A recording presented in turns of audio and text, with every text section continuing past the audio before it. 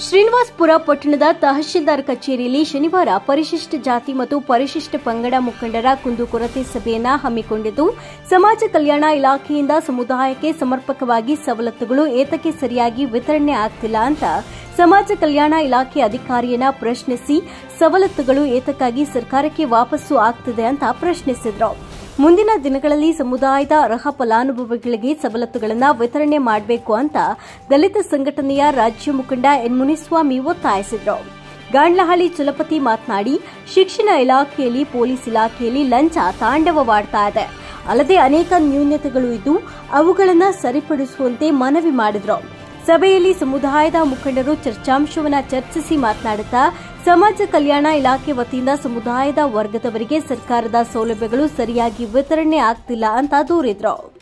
ಮುಂದಿನ ದಿನಗಳಲ್ಲಿ ನಡೆಯುವ ಸಭೆಯ ಒಳಗೆ ನಿಮ್ಮ ಸಮಸ್ಯೆಗಳ ಪರಿಹಾರ ಮಾಡುವುದಾಗಿ ತಹಶೀಲ್ದಾರ್ ಸುಧೀಂದ್ರ ಭರವಸೆ ನೀಡಿದರು. ದಲಿತ ಮುಖಂಡರಾದ ರಾಮಾಂಜಮ್ಮ, ಚಲ್ದಿಗಾನಹಳ್ಳಿ ಈರಪ್ಪ, ಬಂದರ್ಲಹಳ್ಳಿ ಸಿ ಮುನಿಯಪ್ಪ, ವರ್ತನಹಳ್ಳಿ ವೆಂಕಟೇಶ್, ಚಲ್ದಿಗಾನಹಳ್ಳಿ ಮುನಿ ವೆಂಕಟಪ್ಪ, ಕೂಸಂದ್ರ ರೆಡ್ಡಪ್ಪ, ನರಸಿಂಹ, ಲಕ್ಷ್ಮೀಪುರ ಕೃಷ್ಣಪ್ಪ, ಶ್ರೀನಿವಾಸ್, ಅಂಬೇಡ್ಕರ್ ಪಾಳ್ಯ ನರಸಿಂಹಮೂರ್ತಿ, ಹೂಹಳ್ಳಿ ಕೃಷ್ಣಪ್ಪ, ವೆಂಕಟೇಶ್, ಸಮಾಜ ಕಲ್ಯಾಣ ಇಲಾಖೆ ಸಹಾಯಕ ಅಧಿಕಾರಿ ರಾಜೇಶ್, ಪುರಸಭೆ ಮುಖ್ಯಾಧಿಕಾರಿ V Nagaraju, PWD N Narayanaswamy, ತೋಟಗಾರಿಕೆ ಸಹಾಯಕ ನಿರ್ದೇಶಕ ಬೈರೆಡ್ಡಿ, ಅಬಕಾರಿ ಇಲಾಖೆ ಸಿಬ್ಬಂದಿ ಮಂಜುನಾಥ್, ಎಸಿಒ ಆರ್ ಸುಬ್ರಹ್ಮಣಿ ಹಾಗೂ ಇತರರು ಹಾಜರಿದ್ದರು.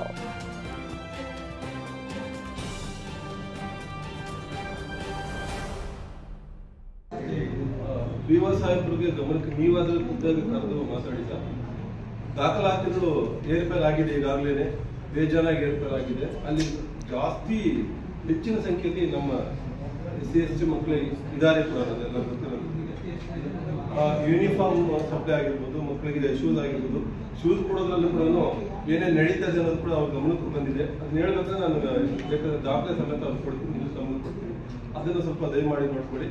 ಆಮೇಲೆ ಆ ಮಕ್ಕಳಿಗೆ ಸರಿಯಾದಂತಹ ತರಗತಿಗಳು ನಡೀತಿಲ್ಲ ಅನ್ನೋದನ್ನ ಮೀಡಿಯಾದಲ್ಲಿ ತುಂಬಾ ಸಾರಿ ನಾವು ಅದನ್ನ ದಾಖಲೆ ಸಮೇತ ಮೀಡಿಯಾದವರು ಕೂಡ ಹಾಕಿದ್ದಾರೆ. ಅದನ್ನ ನೀವು ಕಡಾಖಂಡಿತವಾಗಿ ಅದನ್ನ ನೀವು ಆಕ್ಷನ್ ತಗೊಳ್ಳೋದೇ ಇದ್ರೆ ಅಲ್ಲಿರೋ SDMC ಅವರು ಕೂಡ ಆಕ್ಷನ್ ಗೊತ್ತಿಲ್ಲ.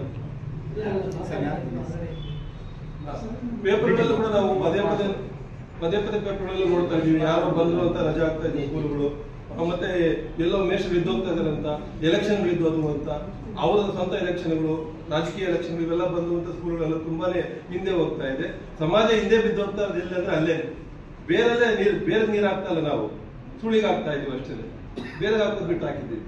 ಅದಕ್ಕೂ ಎಲ್ಲ ವ್ಯವಸ್ಥೆ ಹೋಗ್ತಾ ಇದೆ ಅಂತ ಸರ್ ಅದೊಂದಿದೆ. ಅದು ಸ್ಕೂಲ್ಗಳು ಬಂದು ಮತ್ತೆ ಟೀಚರ್ಸ್ ಬಗ್ಗೆ ದಯವಿಟ್ಟು ನೀವು ಕಾಳಜಿ ತಗೊಳ್ಳೇಬೇಕಾಗುತ್ತೆ ಸರ್. ಇಲ್ಲ ಅಂತಂದ್ರೆ ಈ ವ್ಯವಸ್ಥೆ ಬಿದ್ದೋಗೋದೇ ಅಲ್ಲಿ. ಅದು ಸಂಪೂರ್ಣ ನಿಮ್ಗೆ ಗೊತ್ತಿದೆ, ಎಲ್ಲವೂ ಕೂಡ ಅಷ್ಟು ಮಾಹಿತಿಯಲ್ಲಿದೆ. ನಮ್ಗೆ ಕರೆಕ್ಟ್ ಆಗಿರೋ ಆಫೀಸರ್ಗಳು ಅಲ್ಲಿ BO ಆಫೀಸ್ಗಳಲ್ಲಿ ಕೆಲಸ ಮಾಡುತ್ತ BO ಇದಾರೋ ಇಲ್ಲೋ ನನಗಂತ ಗೊತ್ತಿಲ್ಲ. ಈ ಮಾಹಿತಿಗಳು ಆಚೆ ಬರ್ತಾ ಇದೆ, ನೋಡ್ತಿದ್ದೀವಿ. ಆಮೇಲೆ ಈ ಪೊಲೀಸ್ ಡಿಪಾರ್ಟ್ಮೆಂಟ್ ನಮ್ಗೆ ಮೊದಲು ಪೊಲೀಸ್ ಅವರಂದ್ರೆ ಭಯ ಜಾಸ್ತಿ ಇರ್ತಿತ್ತು. ಈ ಪೊಲೀಸ್ ಡಿಪಾರ್ಟ್ಮೆಂಟ್ ಹೇಳೋ ರೇಟ್ಗಳ ಮೇಲೆ ಜಾಸ್ತಿ ಭಯ ಆಗ್ತಾ ಇದೆ. ಅದನ್ನು ಸ್ವಲ್ಪ ದಯವಿಟ್ಟು ಎಲ್ಲ ಇಲಾಖೆಯಲ್ಲಿ ಏನು ಪೊಲೀಸ್ ಡಿಪಾರ್ಟ್ಮೆಂಟ್ ಅಂತೇನಿಲ್ಲ, ಎಲ್ಲ ಇಲಾಖೆಯವರು ಈಗ ಹೆಂಗೆ ಬೋರ್ಡ್ ಹಾಕಿದ್ದೀರಿ ಸರ್ ನೀವು, ಹಂಗೆ ಬೋರ್ಡ್ ಹಾಕ್ಬಿಟ್ಟು ಒಂದೊಂದು ಕೇಸ್ ಇಷ್ಟು ರೇಟ್ ಅಂತ ಮಾಡಿಬಿಟ್ರೆ ನಮ್ಗೊಂದು ಒಳ್ಳೇದು, ಲಂಚ ಕಾನೂನುಬದ್ಧವಾಗಿರ್ತದೆ. ಅವಾಗ ಜಾಸ್ತಿ ಕೇಳಲ್ಲ ಯಾರು. ಇದು ಭಯಂಕರವಾದಂತ ನೋವಿದು. ಹೋಟೆಲ್ಗಳಲ್ಲಿ ಹೆಂಗೆ ಇಡ್ಲಿ ಸಾಂಬಾರ್ ಹಿಂಗೆ ಹಾಕಿರ್ತಾರೆ ಹಂಗೆ ಹಾಕ್ಬಿಟ್ರೆ ತುಂಬಾ ಇದು ಒಳ್ಳೇದಂತ ಅನ್ಸುತ್ತೆ. ಅಷ್ಟು ನೋವು ಅನ್ಸುತ್ತೆ ಯಾವುದೇ ಒಂದು ಇಲಾಖೆ ಹೋದ್ರು. ಮುಂದೆ ಅಂದ್ರೆ ಕೆಲಸ ಬೇಕಾಗುತ್ತೆ ಸರ್, ಇಲ್ಲ ಅಂದ್ರೆ ಆಗೋದೇ ಇಲ್ಲ. ಅದು ಒಂದು ಸ್ವಲ್ಪ ಅದು ಆಗ್ಬೇಕಾಗಿದೆ ಅಂತ. ಇನ್ನು ನನಗೆ ನಾವು ಅಷ್ಟಾಗಿರೋದು ಮತ್ತೆ ಅಬಕಾರಿ ದಿವಸ ಅತಿ ಭಯಂಕರವಾದಂಥದ್ದು, ಎಲ್ಲರಿಗೂ ಕಾಣಿಸೋದು ಜಾಣಗಳು ತೋರುವಂತ ಇಲಾಖೆ ಏನಾದಿದೆ ಅದು ಅಬಕಾರಿ ಇಲಾಖೆ. ಕಂಡು ಕಾಣದಂಗೆ ಹೋಗ್ತಾ ಇದೀವಿ ನಾವು. ಇದೆ ಯಾರು ಬಂದಿದ್ದಾರೆ ಸರ್, ಪ್ರತಿ ಊರುಗಳಲ್ಲೂ ಇದೆ ಸರ್. ನಿಮಗೆ ಆದಾಯ ಅಂತ ಸುಮ್ಮನೆ ಇದ್ದೀರಾ ಅಷ್ಟೇ. ಇಲ್ಲಿ ಮನುಷ್ಯನ ಜೀವಕ್ಕಿಂತ ಆದಾಯಕ್ಕೆ ಜಾಸ್ತಿ ಒತ್ತು ಕೊಡ್ತಾ ಇದ್ವಿ ನಾವು. ಮನುಷ್ಯ ಅಂಗಡಿಗಳಲ್ಲಿ ಮಾರಾಟ ಆಗ್ತಾ ಇದೆ. SC, SCP, TSP ಇದೆಯಲ್ಲ, ಇದು ಜನಸಂಖ್ಯೆ ಆಧಾರದ ಮೇಲೆ ಕೊಟ್ಟಿರ್ತಕ್ಕಂಥದ್ದು. ಈ ದೇಶಕ್ಕಾಗಲು ಕೇರಳ ರಾಜ್ಯದಲ್ಲಿ ಮಾತ್ರ ಆಂಧ್ರ ಫಸ್ಟ್ ಮಾಡಿ ಅದಾದ್ಮೇಲೆ ನಮ್ಮ ಇದರಲ್ಲಿ ಆಗಿಬಿಟ್ಟು ಜನಸಂಖ್ಯೆ ಆದ್ರೆ ಬಡ್ಜೆಟ್ ಕೊಡ್ತಾರೆ. ಇದೇ ಹೇಳ್ತಾ ಇದ್ದೀನಿ, ದಯವಿಟ್ಟು ಎಲ್ಲ ನೀವು ಆತ್ಮಸಾಕ್ಷಿ ಅದೆಲ್ಲ ಮಾಡಬೇಕು. ಭಾಳ ಇಂಪಾರ್ಟೆಂಟ್ ಇದು. ದಲಿತರಿಗೆ ಶೆಡ್ಯೂಲ್ ಕಾಸ್ಟ್ ಕೊಟ್ಟಿರ್ತಕ್ಕಂಥ ಹಣ ಏನು ಸದ್ವಿನಿಯೋಗಿದ್ರೆ ಬಂಗಾರದ ಮನೆಯಲ್ಲಿ ಕಳಿಸ್ಬೇಕಾಗ್ತಿತ್ತು. ಒಬ್ಬೊಬ್ಬರು ಬಂಗಾರದಲ್ಲಿ ಮನೆ ಕಳಿಸ್ಬೇಕು ಆಗಿದೆ. ಅಮ್ಮಮ್ಮ ಅಂದರೆ 10% 15% ಆಗ್ತದೆ. 24.1 ಆಗಿದೆ ಈಗ. ಒಂದು 15% ಇದೆ. 6% ಮೇಲೆ ಈ ಕರ್ನಾಟಕದಲ್ಲಿ ಹೋಗಿಲ್ಲ. ನಾನು ಸಮೀಕ್ಷೆ ಮಾಡಿದ್ದೀನಿ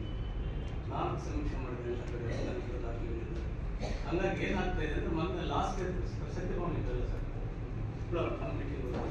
62 ನಾವು SC SC PSP ಪ್ರಕರಣ ಕೊಡ್ತೀವಿ. 62 ಸಾಬೀತಾಗಿದೆ. SC SC ಎಷ್ಟು ದುರುಪಯೋಗ ಆಗ್ತಾ ಇದೆ ಅಷ್ಟು ದುರುಪಯೋಗ ಆಗ್ತಾ ಇದೆ. ಆಮೇಲೆ ಪ್ರತಿ ಒಂದನ್ನು ನೀವು ಸಿಗ್ನೇಚರ್ ಮಾಡ್ಬೇಕಿಲ್ಲ. ನೀವು ರಿಪೋರ್ಟ್ ಕೊಡಬೇಕು, ಸೊಸೈಟಿಗೆ ಕೊಡ್ಬೇಕು. ಏನು ಕೊಡಬೇಕು, ಯಾರು ಅವ್ರಿಗೆ ಹೋಗ್ತಾ ಇದ್ರೆ ತಗೊಂಡು ಬರ್ತಾರೆ. ನೀವು ಸೈನ್ ಹಾಕ್ಬೇಕು. ಫೈನಲ್ ನೀವು ಸೈನ್ ಆಗ್ತಾ ಇದ್ರೆ ಎಲ್ಲಿ ಮಾತಾಡಲ್ಲ, ಮಾಡ್ಬೇಕದು. ಯಾರು ಮಾಡಿಲ್ಲ.